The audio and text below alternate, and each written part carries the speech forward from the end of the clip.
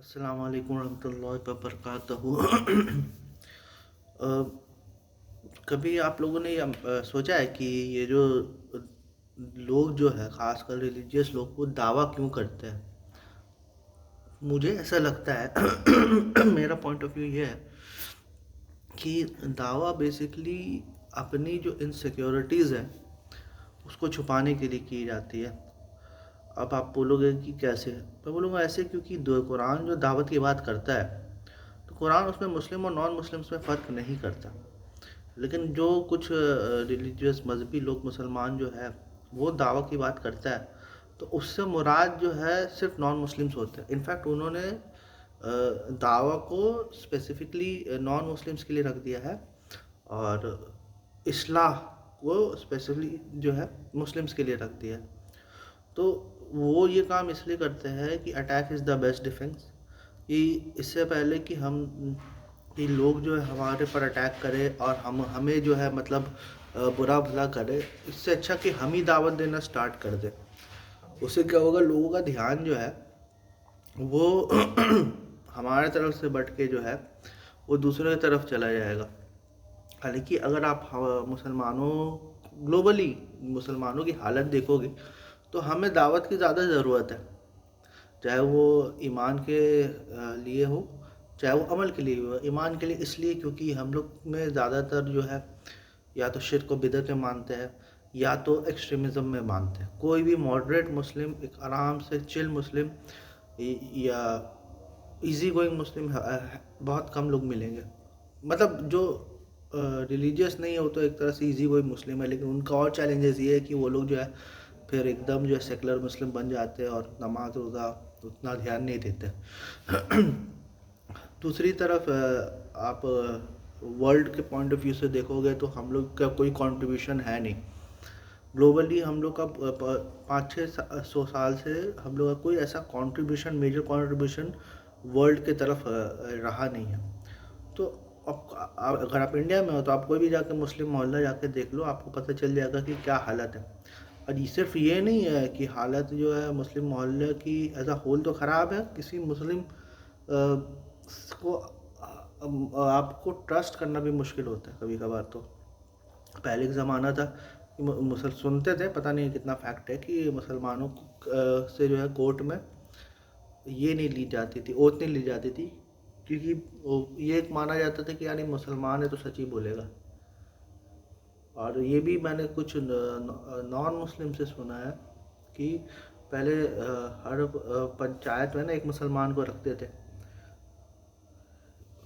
لیکن اب دیکھو کس طرح سے جو آنیسٹی انٹیگریٹی ہے وہ جو ہے مسلمانوں کے یہاں بھی بہت ہی ڈراسٹکلی جو ہے وہ کم ہو رہی ہے۔ تو ہمیں تو زیادہ دعوت کی ضرورت ہے، لیکن کیا ہوتا ہے کہ یار ہم لوگ آلریڈی ازیوم کر دیں کہ یار ہم لوگ تو پرفیکٹ ہے، ہم لوگ کچھ بھی کریں ہم لوگ تو جنت جائیں گے ہی، یہ لوگ بیچارے لوگ کو دعوت دے دو تاکہ یہ لوگ بھی ہم لوگ کے ساتھ جنت جائیں۔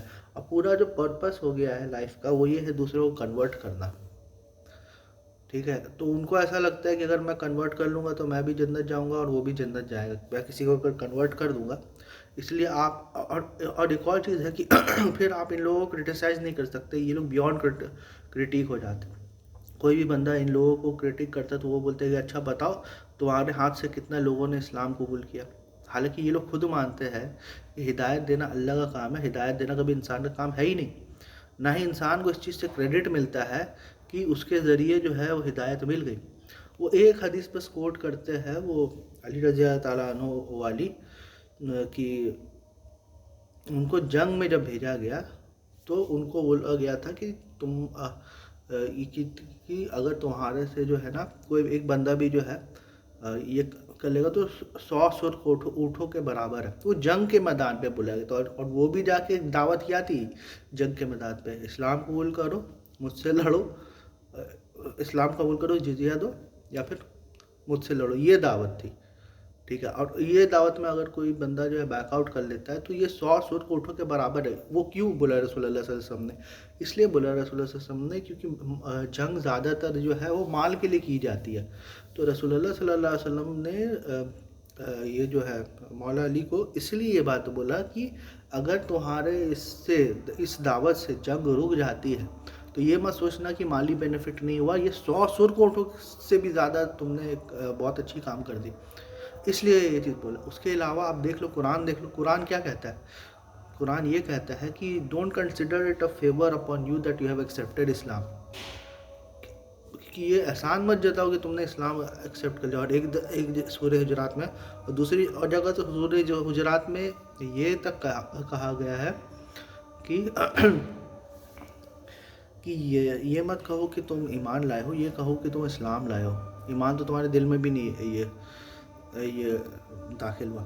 تو کوئی بھی جو ہے براؤنی پوائنٹس آپ کو، مطلب ٹھیک ہے، میں اور بھی حدیثیں ہیں تو یہ بولتا ہے کہ ایک بار آپ اسلام قبول کرو تو آپ کے سارے گناہ معاف ہو جاتے ہیں، لیکن وہ بھی ویسا نہیں ہے جس طرح سے ہم لوگ پیش کرتے ہیں کہ کوئی گنڈا موالی اسلام قبول کر لیا تو اس نے کسی کا ریپ کیا، کسی کی حق تلفی کی ہے تو اس کے گناہ بھی معاف ہو جائیں گے۔ نہیں، ویسا نہیں ہے، ویسا بالکل نہیں ہے۔ یہ تو آپ کو، یہ تو جس کو کہتے ہیں نا واشنگ مشین ہو گیا کہ ادھر سے ڈالا اور ادھر سے نکل گیا۔ مطلب کسی کو بھی اپنے گناہ بخشوانا ہے، اس نے اسلام قبول کر لیا، بھلے ہی اس نے توبہ کیا نہیں کیا، اس کے جو ہے پاسٹ گناہ معاف ہو جائیں گے، ایسا نہیں ہے۔ آپ دیکھیے گا سب سے بڑا درجہ نبوت کے بعد جو ہے کسی کو مل سکتا ہے تو وہ شہادت کا جذبہ ہے، کا منصب ہے۔ اس پر بھی رسول اللہ صلی اللہ علیہ وسلم نے یہ کہا کہ سب گناہ معاف ہے سوائے جو ہے قرض کے۔ کیوں قرض کیوں بولے؟ اب لوگ جو ہے صرف قرض کو پکڑ دیں گے، کیونکہ یہ دوسرے کا حق ہے بھائی، تم شہید ہو رہے ہو اللہ کے لیے، لیکن تم دوسرے کا حق مار کے جو اگر شہید ہوگے تو وہ معاف نہیں ہوگی۔ کوئی بندہ اسلام قبول کرتا ہے اس سے بڑا درجہ جو ہے شہید کا ہوتا ہے، ٹھیک ہے۔ اور جہاں یہ حدیث ہے وہاں پر یہ بھی ہے کہ جو لوگ حج کرتے ہیں وہ ویسے ہی ہے جیسے ان کے پورے جو ہے گناہ جو ہے وہ معاف ہو جاتے ہیں۔ تو یہاں پر تو کتنے سارے ایسے لوگ ہیں جو پوری زندگی جو ہے پوری زندگی تو کرتے ہی کرتے ہیں کرپشن، اس کے بعد حج کر لیتے ہیں، ان کو لگتا ہے کہ ان کی کرپشن سب دھل گیا، اب نئے سرے سے آپ کرپشن کر سکتے ہیں، یہ پرانا ریکارڈ تو پورا وائپ آؤٹ ہو گیا۔ ایسے لوگ کرتے ہیں تو پھر ان لوگوں کو بھی بولو کہ بھائی تم کرپشن کرتے رہو، حج کرتے رہو، تمہارا جو پچھلا گناہ معاف ہوتا جائے گا، کیونکہ حدیث تو یہی کہہ رہی ہے اکارڈنگ ٹو۔ اگر آپ اتنا ہی لٹرل لینا چاہ رہے ہو تو حج کو لے کے بھی آپ کرو نا یہ سیم چیز، لیکن ادھر آپ نہیں کرو، ادھر آپ کنڈیشن اپلائی کرو کہ نہیں کسی کا حق آپ نہیں مان سکتے۔ اسی طرح سے جب اینڈرو ٹیٹ نے اسلام قبول کیا تھا، اس کو کوئی کرٹیسائز کر دے تو باپ رے باپ، ایسا لگ رہا ہے کہ ان کے باپ کو کرٹیسائز کر دیا، اس لگے ارے وہ تو یہ ہے وہ، اچانک سے جس کو جو ہے سب لوگ جو ہے برا کہہ رہے تھے، جیسے اسلام کو اچانک سے اچھا ہو گیا۔ ایک پرسپیکٹیو تو یہ ہے کہ اینڈرو ٹیٹ نے جو اسلام قبول کیا ہے اس وجہ سے اس کو جو ہے جیل دیکھنی پڑی، یہ تو پرسپیکٹیو ہے ہی۔ دوسرا پرسپیکٹیو یہ ہے کہ اس کو پتہ چل گیا تھا کہ اس کو جیل ہونے والی ہے، اس لیے اس نے اسلام قبول کیا تاکہ وہ جو ہے لوگوں کی سمپتی حاصل کر سکے، لوگوں کا سپورٹ حاصل کر سکے۔ یہ دونوں بات ہے، کیونکہ اس نے تو جو بہت سارے کرائمز اپنے جو ہے فلیکس میں ہی اس نے بول دیا تھا پہلے کے۔ اس وقت جو جتنے بھی دائس تھے وہ اینڈرو ٹیٹ کو اپنا باپ سمجھ کے رکھے تھے، ٹھیک ہے۔ اور اب جو ہے اینڈرو ٹیٹ ان کے حساب سے نہیں چل رہا ہے، یو کے میں اپنے حساب سے بات کر رہا ہے، تو سب بول رہے ہیں کہ brother Andrew Tate has been misguided, he has become a hypocrite. مطلب تمہارے حساب سے بات کرے تو ماشاء اللہ سبحان اللہ اس کو کوئی کرٹیسائز نہیں کرے گا، اور جب تمہارے حساب سے بات نہیں کرے تو تم سب سے پہلے کرٹیسائز کرو گے۔ سو دس ہیز بیکم دا دعویٰ سین رائٹ ناؤ۔ اور آئے دن جو ہے ہر دائی ایک دوسرے دائی سے جو ہے کھنس کھا کے بیٹھا ہوا ہے، کسی نہ کسی لیول کا جو ہے کھنس پال کے رکھا ہے، اور دوسرے کو جو دوسرے مسلمانوں کو کچھ بھی بول دیتا ہے، لبرل سیکولر یہ وہ، دوسروں کے خلاف پروپیگنڈا کرتا ہے۔ اب یہ مفتی یاسین ندیم الواجدی صاحب جو ہے،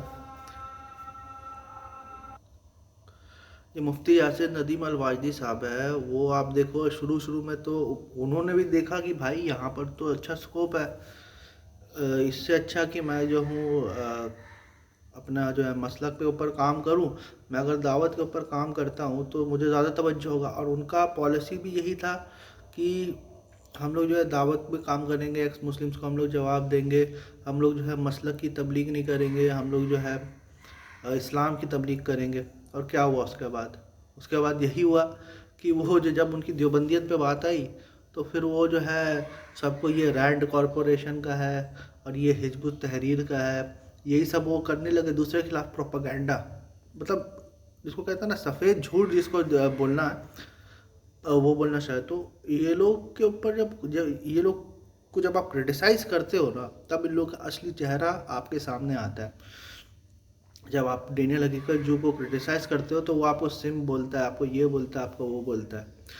یہ لوگ اپنے آپ کو سمجھ لیے ہے بیونڈ کرٹیسزم، اور ان کو کوئی کرٹیسائز کرے تو وہ اللہ اور رسول کو کرٹیسائز کرے، ایسی بات نہیں۔ ابھی آپ دیکھیے ڈاکٹر ذاکر نائک کا پاکستانی ٹور جو تھا وہ کتنا بڑا ایک طرح سے ایک جس کو کہتے ہیں نا ویک اپ کال تھا for doctor Zakir Naik, even for other people جو خاص کر ڈاکٹر ذاکر نائک کے فین ہے 90s کے ایرا سے۔ ابھی کوئی نئے جو ڈاکٹر ذاکر نائک کا فین بن رہا ہے، جنہوں نے ڈاکٹر ذاکر نائک کا کام نہیں دیکھا ہے ان کی بات نہیں کر رہا، لیکن آپ دیکھو کتنے پریولیجز جو ہے ڈاکٹر ذاکر نائک یا کوئی اور دائی جو ہے، یہ مت سوچنا کہ جو دائی ہوتا ہے آج کے زمانے میں وہ بہت ہی مطلب خراب حالت میں رہتا ہے، اس کے اوپر مرڈر اٹیمپٹس ہوتے رہتے ہیں، کوئی سادہ زندگی گزارتا ہے، نہیں۔ جتنے بھی دائز آپ دیکھ رہے ہو نا جو پاپولر ونس، وہ لوگ سب جو ہے ایک دم عیش کی زندگی گزارتے ہیں، ایک پر ایک کیمرہ ہوتا ہے۔ خود آ کے نا ڈاکٹر ذاکر نائک نے فلیکس کیا کہ 7 کروڑ کا کیمرہ میرے پاس ہے۔ بھائی 7 کروڑ کا کیمرہ دیکھ کے کوئی اسلام کیوں قبول کرے گا؟ تمہارے کیمرہ سے امپریس ہو کے اسلام کیوں قبول کرے گا؟ بات سے ہونا چاہیے نا، دلائل سے ہونا چاہیے۔ وہی دلائل اگر میں 7 کروڑ کے کیمرہ سے اگر دوں گا تو does that make any difference? کوئی ڈفرینس نہیں ہے۔ لیکن میں بول رہا ہوں کہ آپ میڈیا استعمال کرو، آپ تو فلم بناؤ، ہم تو یہ بول رہے ہیں۔ میں تو یہ ریکمنڈ کروں گا کہ اب جو ہے ٹاکس اور ڈیبیٹ سے اچھا ہم لوگ کو ڈاکیومنٹریز اور موویز بنانا چاہیے۔ 7 کروڑ کا کیمرہ اس چیز کے لیے بہت اچھا ہے، اور بھی زیادہ لے لو، کوئی دقت نہیں ہے، اس سے پیسہ کماؤ اور پھر ایک اور پکچر پروڈیوس کرو، اس سے کوئی دقت نہیں ہے۔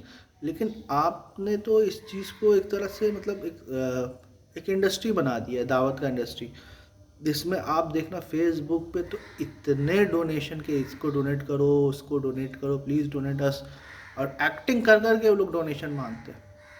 ارے بھائی اگر ڈونیشن چاہیے سیدھا سیدھا بول دو، لیکن نہیں ایکٹنگ کر کے تاکہ آپ کو مینیپولیٹ کر سکے، آپ کو انفلوئنس کر سکے، ٹھیک ہے، ڈونیشن کرنے کے لیے۔ سوچو ایکٹنگ کرنے کے لیے بھی جو ہے تیار کی، مطلب ان لوگ کو تو سیلس مین شپ میں جو ہے نمبر 1 دینا چاہیے کہ وہ لوگ بیچ رہے ہیں۔ کچھ لوگوں پرسویشن سکلز کے لیے تو لوگوں کو 100% دینا چاہیے کہ ڈونیشن شپ کے لیے یہ لوگ کتنا اچھا بھینکر مارکیٹنگ کر سکتے ہیں۔ تو بیسیکلی یہ لوگ اسلام کی مارکیٹنگ کر رہے ہیں اس طرح سے، مطلب اسلام کی دعوت نہیں دے رہے۔ دعوت ایک الگ چیز ہوتا ہے، دعوت یہ ہوتا ہے کہ بھائی ہم نے حق آپ تک پہنچا دیا، چاہے تو آپ اپنائیں چاہے تو آپ نہیں بنائیں۔ اور مارکیٹنگ یہ ہوتا ہے کہ ہم آپ کو کچھ چیز اس کے اوپر نا 100 لیئرز کر کے آپ کو جو ہے یہ کر رہے ہیں، اور اگر آپ نہیں لے رہے ہیں تو ہم آپ ہی کو پریشان کر رہے ہیں۔ دس از ایکچولی کالڈ مارکیٹنگ۔ تو اسلام کی دعوت دینی ہے ہم لوگ کو، اسلام کو انوائٹ کرنا، مارکیٹنگ نہیں کرنا ہے، اسلام کو بیچنا نہیں ہے۔ یہ میسیج ہونا چاہیے کہ اسلام کو جو ہے کہ دعوت دینی چاہیے، اسلام کی مارکیٹنگ نہیں کرنی چاہیے۔